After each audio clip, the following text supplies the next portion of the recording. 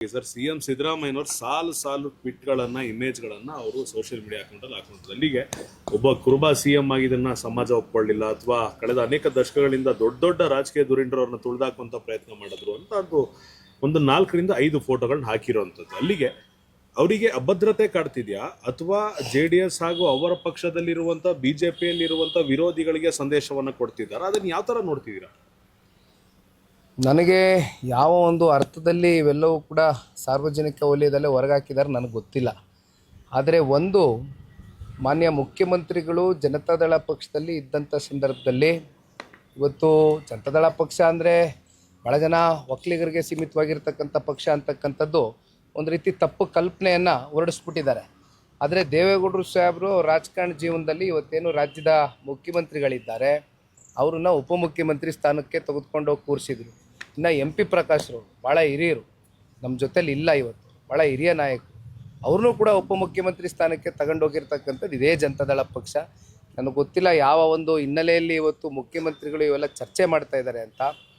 ಬಹುಶಃ ನಮಗೆ ನಿಮಗೆ ಗೊತ್ತಿದ್ದಂಗೆ ಸೀಟಿನ ವಿಚಾರವಾಗಿ ಇವೆಲ್ಲ ಚರ್ಚೆಗಳು ಉದ್ಭವ ಆಗಿದೆ. ಆದರೆ ಒಂದು ಕೇಂದ್ರದಲ್ಲಿ ಕಾಂಗ್ರೆಸ್ನವರು ಆ ನಾಯಕತ್ವಕ್ಕೆ ಏನಾದರೂ ಕೇಂದ್ರದಲ್ಲಿ ಬೆಲೆ ಕೊಡ್ತಾರೆ ಅನ್ನೋದಾದರೆ ರಾಜ್ಯ ನಾಯಕರು, ಬಹುಶಃ ಕೇಂದ್ರ ನಾಯಕರು ಈ ಕೂಡಲೇ ಇಂಟರ್ಫಿಯರೆನ್ಸ್ ಕೊಟ್ಟು ಇದಕ್ಕೇನಾದರೂ ಒಂದು ತೆರೆ ಎಳೀತಕ್ಕಂಥ ಕೆಲಸ ಮಾಡಬೇಕು.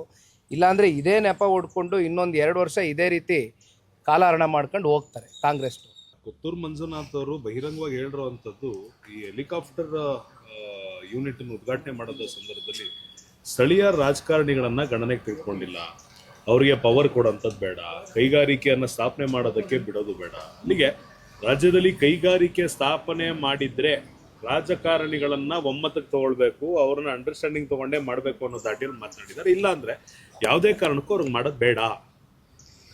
ಈಗ ತಾನೇ ನಾನು ಮಾನ್ಯ ಶಾಸಕರು ಮಾತನಾಡಿರ್ತಕ್ಕಂಥ ಹೇಳಿಕೆಯನ್ನು ನೋಡ್ತಾ ಇದ್ದೆ. ಒಂದು ರೀತಿ ಪ್ರಚೋದನೆ ಕೊಡ್ತಕ್ಕಂಥ ಹೇಳಿಕೆಗಳು ಇವತ್ತು ಶಾಸಕರು ಮಾತನಾಡ್ತಕ್ಕಂಥದ್ದು ಬಹುಶಃ ಅವರ ಒಂದು ಶಾಸಕ ಸ್ಥಾನಕ್ಕೆ ಶೋಭೆ ತರಲಿಕ್ಕಿಲ್ಲ.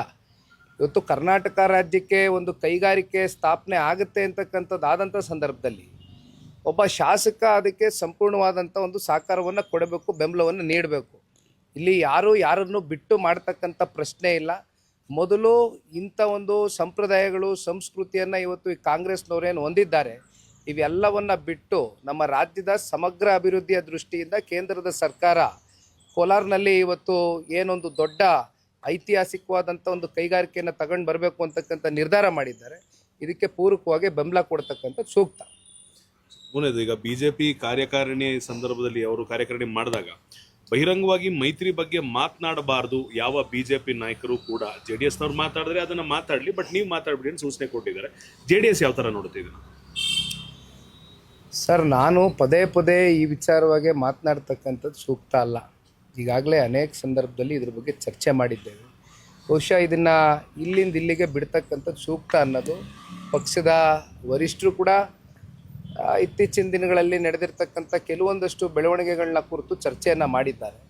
ಹಾಗಾಗಿ ಒಂದು ಭಾರತೀಯ ಜನತಾ ಪಾರ್ಟಿ ಇರಲಿ, ಜನತಾದಳ ಪಕ್ಷ ಇರಲಿ, ಒಗ್ಗಟ್ಟಿನಿಂದ ಯಾವುದೇ ವೈಮನಸ್ಸುಗಳಿಲ್ದಿರ ಒಮ್ಮತದಿಂದ ಇವತ್ತು ಈ ರಾಜ್ಯದ ಜನತೆಯ ಒಂದು ಹೃದಯವನ್ನು ಗೆಲ್ತಕ್ಕಂಥದ್ದಕ್ಕೆ ಕನಿಷ್ಠ ಪಕ್ಷ ಅವತ್ತೂ ಹೇಳಿದ್ದೇನೆ, NDA ಹತ್ತತ್ರ 140ರಿಂದ 150 ಸ್ಥಾನವನ್ನು ಗೆಲ್ತಕ್ಕಂಥದ್ದಕ್ಕೆ ಇಬ್ಬರು ಒಗ್ಗಟ್ಟಿನಿಂದ ಹೋಗ್ತೇವೆ. ನಮ್ಮ ಜನತಾದಳ ಪಕ್ಷದ ಕಾರ್ಯಕರ್ತರ ಸಭೆಗಳಲ್ಲಿ ಪಕ್ಷದ ಕಾರ್ಯಕರ್ತರಿಗೆ ಹುರಿದುಂಬಿಸ್ತಕ್ಕಂಥ ಕೆಲವೊಂದಷ್ಟು ಮಾತುಗಳನ್ನ ನಾವು ಆಡಬೇಕಾಗ್ತದೆ. ಅದನ್ನು ಹೊರತುಪಡಿಸಿ ಯಾವುದೇ ರೀತಿಯಾದಂಥ ತೀರ್ಮಾನಗಳು ಕೇಂದ್ರದ ವರಿಷ್ಠರಿಗೆ ಬಿಟ್ಟಿದೆ, ನಮ್ಮ ವರಿಷ್ಠರಿಗೆ ಬಿಟ್ಟಿದೆ. ಚುನಾವಣೆ ಕಳೆದ ನಂತರ ಏನೇನು ತೀರ್ಮಾನಗಳು ತಗೊಳ್ಬೇಕು ತಗೊಳ್ತಾರೆ.